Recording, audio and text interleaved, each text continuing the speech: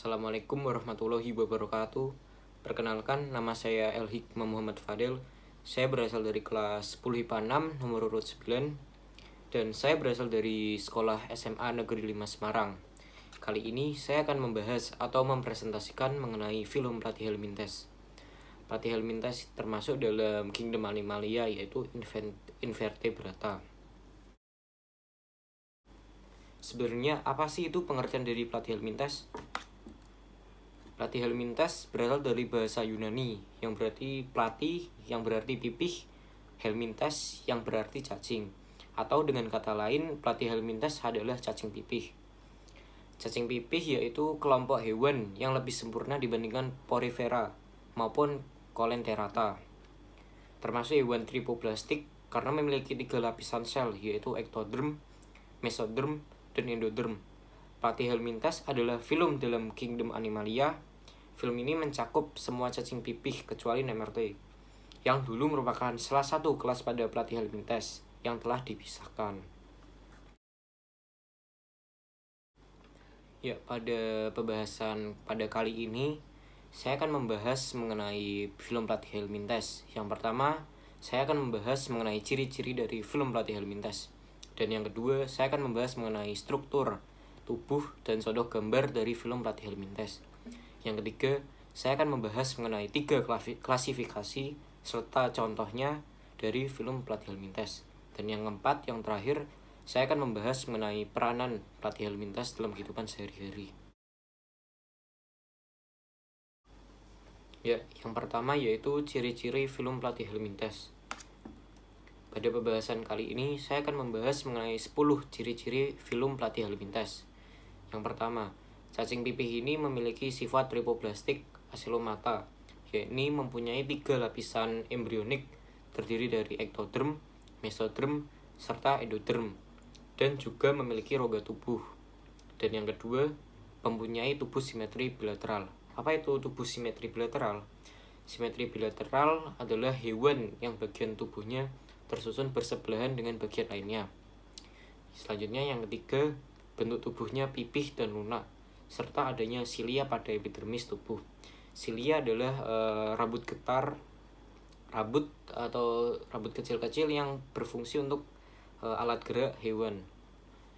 Oke, saya lanjut. Yang keempat, umumnya hidup ialah sebagai parasit kecuali planaria.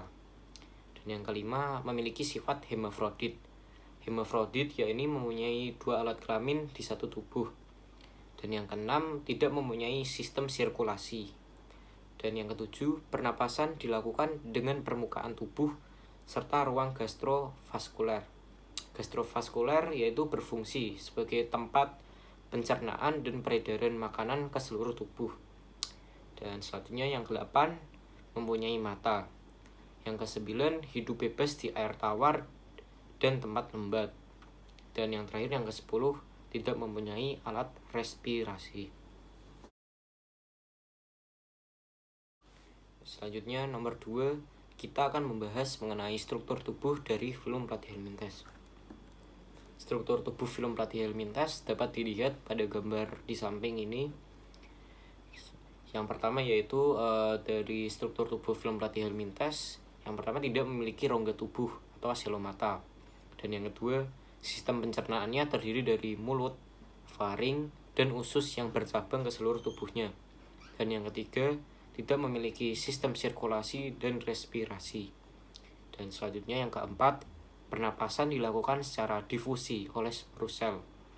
Yang kelima, sistem ekskresi pada kelompok Platyhelminthes tertentu berfungsi menjaga kadar air dalam. Selanjutnya, sistem saraf tangga tali yang terdiri dari sepasang simpul saraf ganglia dan sepasang tali saraf yang memanjang dan berjabang-jabang melintang seperti tangga. Beberapa kelompok yang hidup parasit, sistem sarafnya tidak berkembang. Selanjutnya yang terakhir, organ reproduksi jantan dan reproduksi pada betina terdapat dalam satu individu, sehingga hewan itu disebut dengan hewan hermafrodit. Organ reproduksi terdapat pada bagian ventral tubuhnya. Itu adalah struktur tubuh film Platyhelminthes. Ya, pada pembahasan nomor 3 kita akan membahas mengenai klasifikasi dari film Platih Helmintes. Film Platih Helmintes terdapat 3 klasifikasi. Yang pertama yaitu Turbellaria atau biasa disebut dengan cacing rambut getar atau cacing getar. Dan yang kedua Trematoda atau biasa disebut dengan cacing hisap. Dan yang ketiga Cestoda atau biasa disebut dengan cacing pita. Ya, Turbellaria. Turbellaria ini adalah kelompok Platyhelminthes yang bisa atau dapat bergerak dengan menggerakkan bulu getarnya. Cacing pipih jenis ini hidup dengan secara bebas atau bukan bersifat parasit, serta tidak mempunyai alat hisap. Cacing ini mempunyai bintik di kepalanya yang bisa atau dapat membedakan terang serta gelap. Cacing ini juga memiliki sifat menjauhi cahaya. Reproduksi yang dilakukan secara aseksual yaitu dengan fragmentasi, serta seksual dengan peleburan gamet jantan dan juga betina. Contoh dari klasifikasi Turbellaria yaitu Planaria atau nama latinnya yaitu Dugesia tigriana. Contoh gambarnya dapat dilihat di samping yaitu contoh gambar cacing Planaria.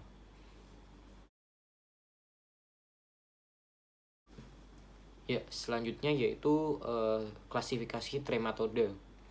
Trematoda ini adalah kelompok Platyhelminthes yang mempunyai alat hisap serta alat kait untuk dapat menempelkan diri pada inangnya. Trematoda ini adalah Platyhelminthes yang hidupnya itu sebagai parasit. Tubuh bagian luarnya itu diduduki oleh kutikula yang memiliki fungsi agar tubuhnya itu tidak tercerna oleh sel tubuh inangnya. Hewan jenis ini tidak mempunyai silia pada permukaan luar tubuh. Makanan dari Trematoda ini ialah cairan atau juga jaringan tubuh inangnya. Dinding tubuh ini mempunyai otot dan saraf. Contoh hewan dari klasifikasi Trematoda yaitu yang pertama ada Fasciola hepatica. Yang selanjutnya yaitu Chronorhis sinensis. Satunya adalah Schistosoma japonicum. Selanjutnya Fasciolapsis buski. Dan yang terakhir Paragonimus westermani. Contohnya dapat dilihat pada gambar. Yang gambar berwarna putih itu disebut dengan Fasciola hepatica. Dan contoh gambar yang berwarna pink kemerah-merahan itu disebut dengan Chronorhis sinensis. Klasifikasi yang terakhir yaitu klasifikasi Cestoda. Cestoda atau cacing pita ini ialah cacing yang berbentuk pipih yang bersifat parasit pada manusia serta pada hewan. Pada kepala cacing ini terdapat kait yang memiliki fungsi untuk melekatkan diri di usus inangnya. Cacing pita ini mempunyai tubuh yang dapat atau bisa terbagi menjadi beberapa bagian yang biasanya disebut dengan proklotid. Proklotid ini merupakan calon individu baru. Selama hidupnya, cacing pita tersebut kemudian akan terus membuat proklotid yang baru. Cacing pita ini biasanya bisa atau dapat ditularkan ke manusia dengan melalui daging babi atau juga sapi terinfeksi yang tidak dimasak secara matang. Contoh hewan dari klasifikasi Cestoda yaitu Taenia saginata. Dan selanjutnya Taenia solium. Dan yang terakhir yaitu Dipilobothrium platum. Contoh hewannya dapat dilihat pada gambar tersebut. Yang contoh hewan cacing pita yang berwarna putih itu disebut dengan Taenia saginata. Dan yang berwarna pink itu disebut dengan Taenia solium.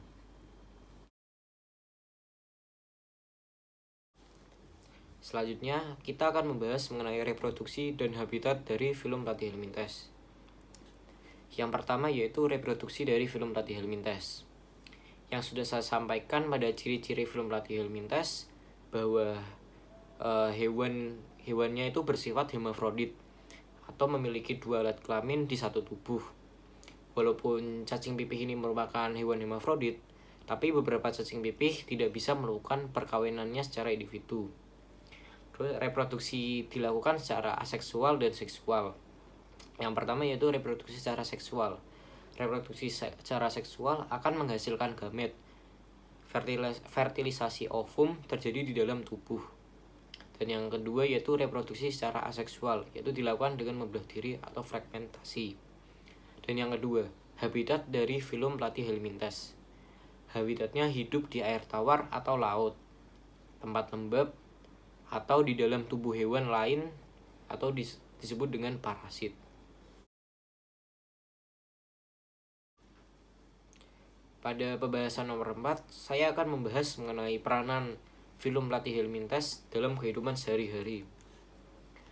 Yang pertama yaitu peranan filum platyhelminthes jenis planaria dapat dimanfaatkan untuk indikator pencemaran air.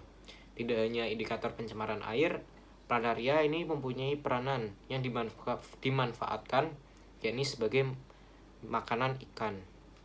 Selanjutnya, Schistosoma mansoni merupakan parasit yang dapat menyebabkan skistomiasis atau pendarahan ketika mengeluarkan feses.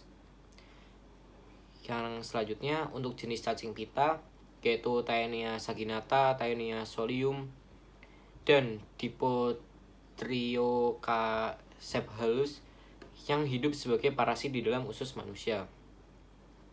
Apabila cacing-cacing parasit ini kemudian berkembang di tubuh manusia, yang dapat terjadi adalah kerusakan jaringan, serta juga organ seperti ureter, hati, kandung kemih, limpa, serta ginjal manusia.